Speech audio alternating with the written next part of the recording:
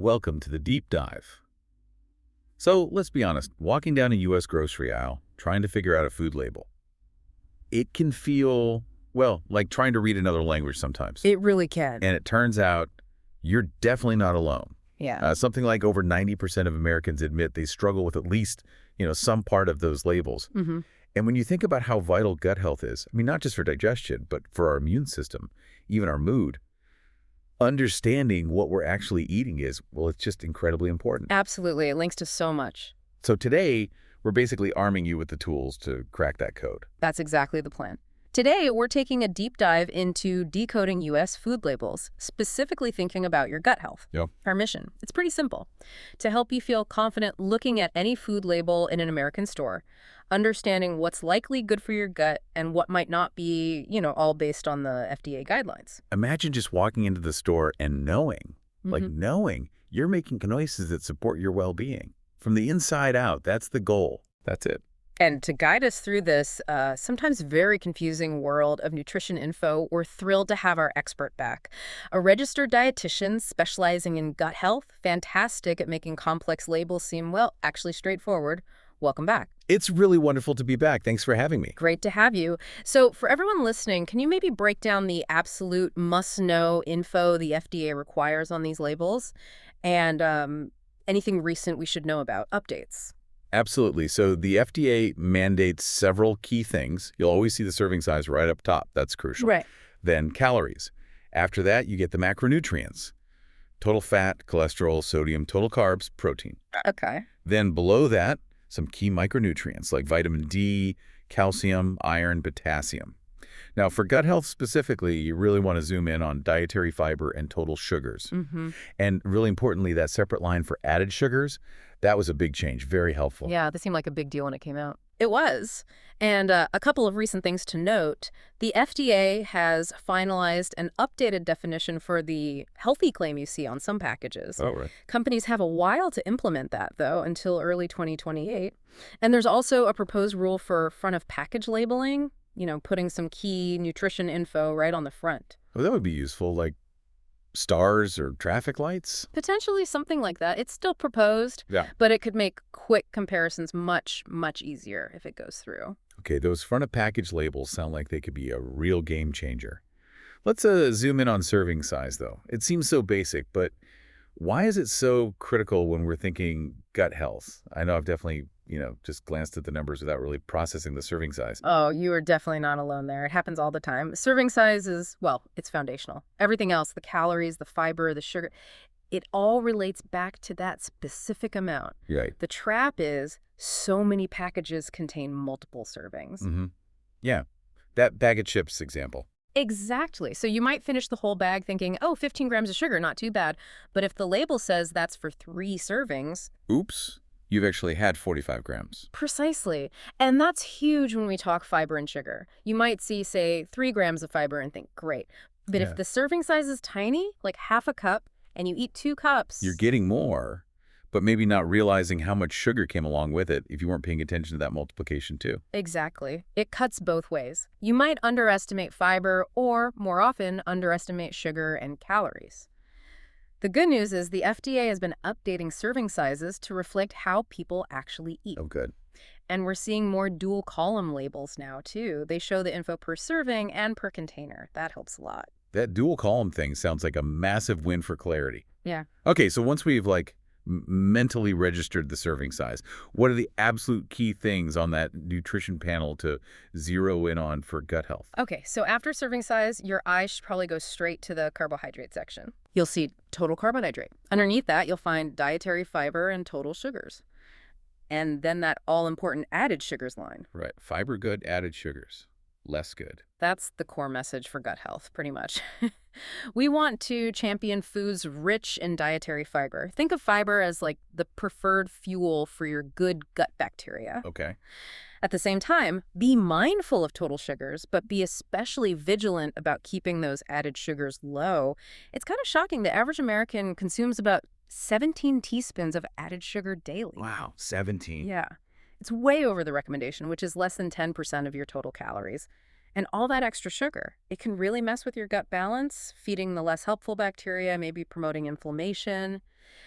Getting a handle on added sugar can honestly be a game changer for how you feel. Okay, let's really unpack fiber then. When we're scanning labels in the US, what's a good number? Like how many grams per serving should make us think, okay, this is actually a decent source? That's a great practical question. So generally, if a U.S. label shows at least 3 grams of fiber per serving, that's considered a good source by FDA standards. Okay, 3 grams. Good baseline. Right. And if you see 5 or more grams per serving, that's about 20% of the daily value, now you're looking at an excellent source. 5 or more. Excellent. Got it. But, you know, it's crucial to remember the bigger picture. The daily goal is way higher, around 25 grams for women, about 38 grams for men. Wow, that's a lot more than 5 grams per serving suggests. It is, and sadly, most adults in the U.S., something like 95%, don't even get close to that. The average intake is only around 16 grams. Oof. We have work to do. We really do. Fiber is just such a powerhouse. You've Mhm. got soluble fiber helps with cholesterol, blood sugar, and insoluble fiber helps with, regularity. Right. Keeps things moving. Exactly. But the key thing for the gut microbiome is that both types feed those good bacteria. And when the bacteria ferment fiber, they produce short-chain fatty acids. Ah, yes. Heard about those. SCFAs. Precisely. They're like gold for your gut lining. They help keep it strong, fight inflammation, and have benefits way beyond just the gut, too. That really drives home why hitting those fiber goals is so important. Hmm. Now, we hear a lot about prebiotics, too, things that feed the good bacteria.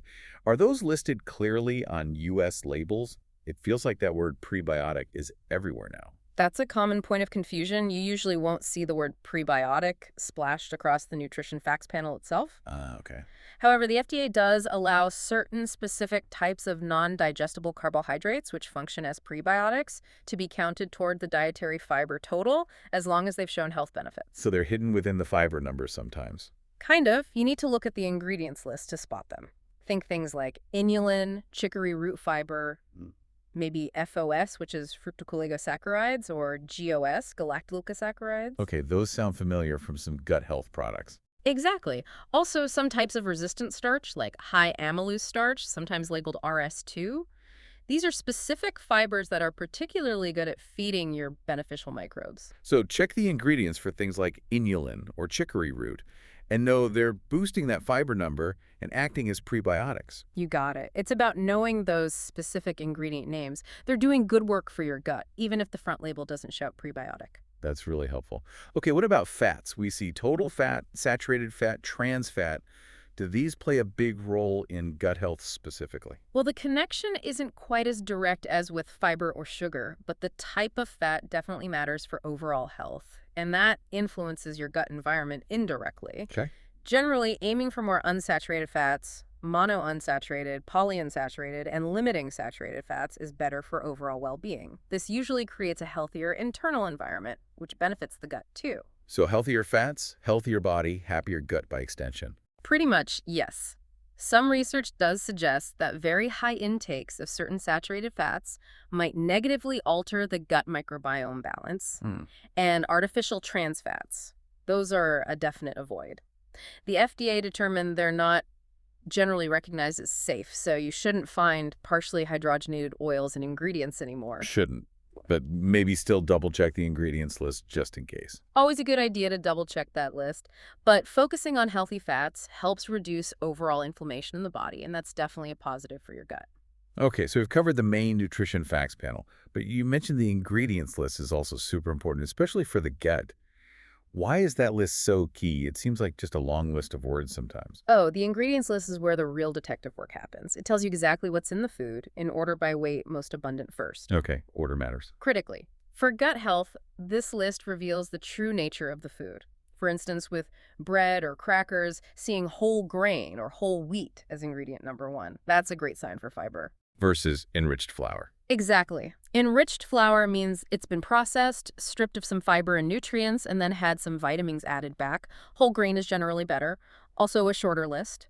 Often means less processing, fewer additives. Simpler is often better. Often, yes. And this list is where you uncover all those hidden names for sugar we talked about.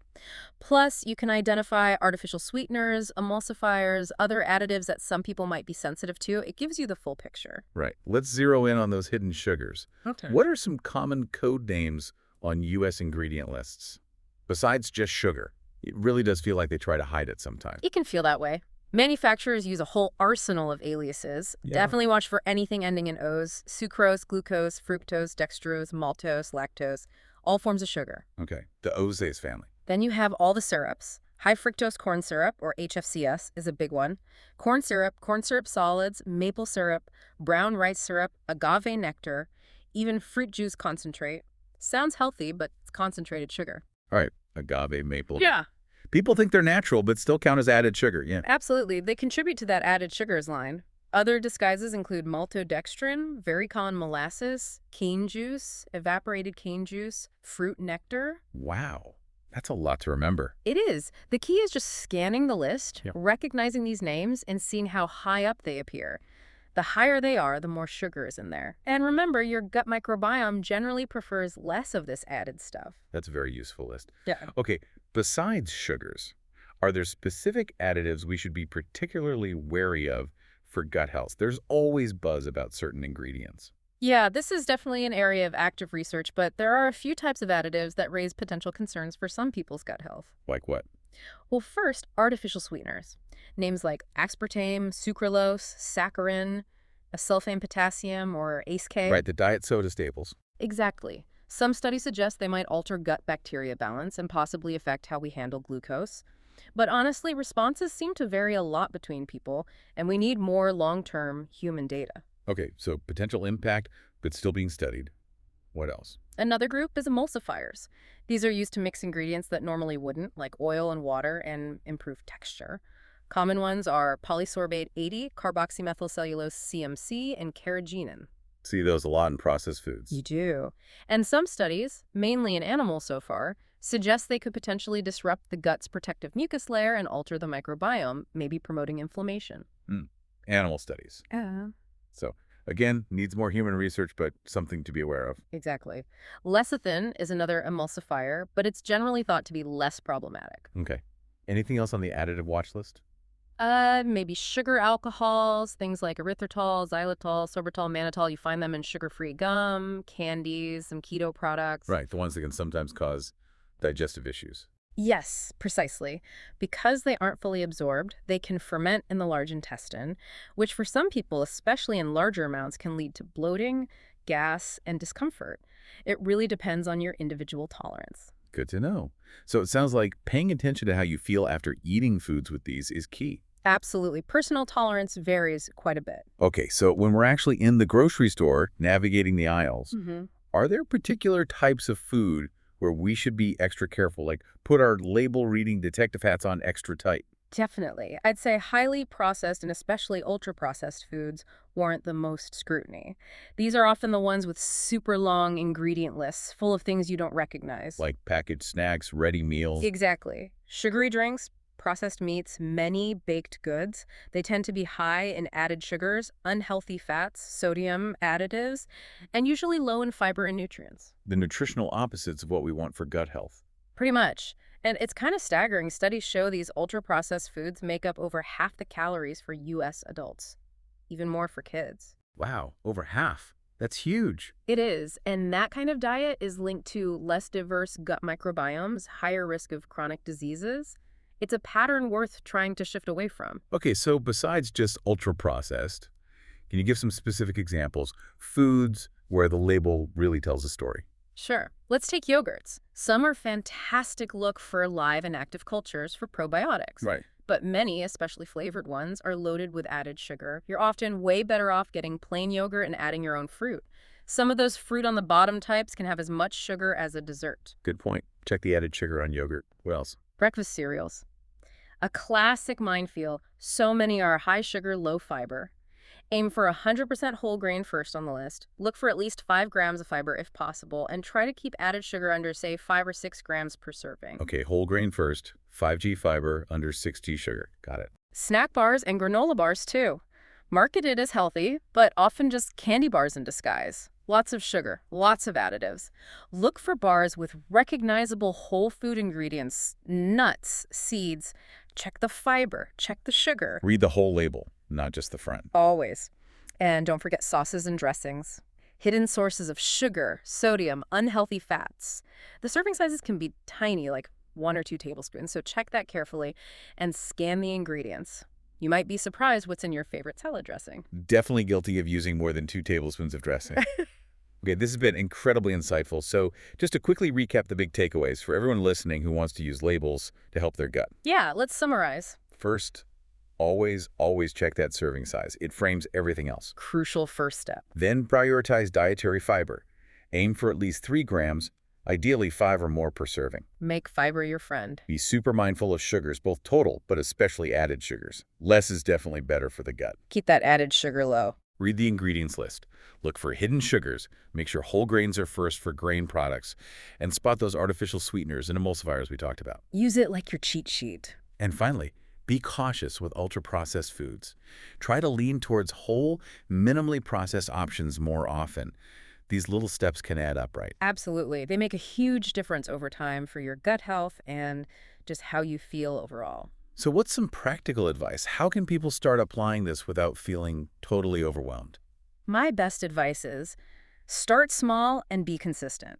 Don't try to overhaul everything overnight. Okay. Maybe this week just focus on one thing, like comparing fiber in your usual cereal versus another option. Or pick 2 hidden sugar names and look for them on labels you buy. Just pick one battle. Exactly. Or grab 2 similar products, 2 types of bread, 2 brands of pasta sauce, and just compare their labels side by side in the store.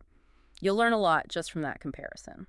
Small, focused efforts build awareness and lead to better choices. It doesn't have to be perfect right away. That's great advice. Start small, be consistent. Makes it feel much more doable. Definitely. And if you want to dig even deeper, the FDA's website, fda.gov, has a great section called How to Understand and Use the Nutrition Facts label. It's very thorough. Okay, fda.gov.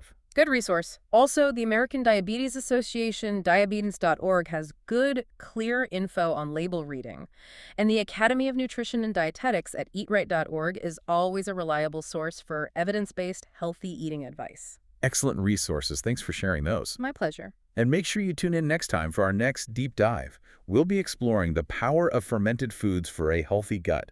Beyond yogurt, focusing on options available right here in the U.S. Ooh, that sounds fascinating. Yeah, we'll get into kimchi, sauerkraut, kefir, kombucha, talk about how they might benefit your gut microbiome. It should be a really tasty discussion. Don't miss it. I'm looking forward to that one myself. Well, thank you so much again for sharing all this incredible knowledge today. It's seriously empowering to feel like we can actually understand these labels now for better gut health. Really appreciate your time and expertise. It was absolutely my pleasure. Happy and healthy shopping to everyone.